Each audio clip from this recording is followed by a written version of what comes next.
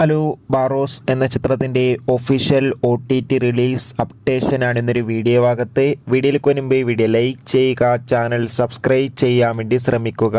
മോഹൻലാൽ നായകനെത്തി മോഹൻലാൽ തന്നെ സംവിധാനം ചെയ്ത ചിത്രമായിരുന്നു ബാറോസ്. ചിത്രത്തിന് കാര്യമായ വിജയമൊന്നും സ്വന്തമാക്കാൻ വേണ്ടി സാധിച്ചില്ല. എന്നാലും എല്ലാ സിനിമാ പ്രേമികളും ഒരേപോലെ ബാറോസ് എന്ന ചിത്രത്തിൻ്റെ OTT റിലീസിനായി ഏറെ ആകാംക്ഷയോടെയായിരുന്നു കാത്തിരിക്കുന്നുണ്ടായിരുന്നത്.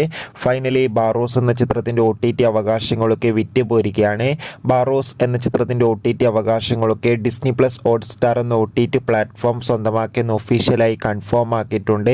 ഫൈനലി ചിത്രം ഈ വരുന്ന ജനുവരി 22 മുതൽ ഡിസ്നി പ്ലസ് ഹോട്ട്സ്റ്റാറിലൂടെ OTT റിലീസ് ചെയ്യുമെന്ന് ഒഫീഷ്യലായി കൺഫേം ആക്കിയിട്ടുണ്ട്. അതുകൊണ്ട് തന്നെ ചിത്രം ഇന്ന് അർദ്ധരാത്രി 12 മണി ശേഷം നമുക്ക് ഡിസ്നി പ്ലസ് ഹോട്ട്സ്റ്റാറിലൂടെ ആസ്വദിക്കാൻ വേണ്ടി സാധിക്കും. എന്തായാലും ചിത്രത്തിൻ്റെ OTT റിലീസിനായി നമുക്ക് കാത്തിരിക്കാം.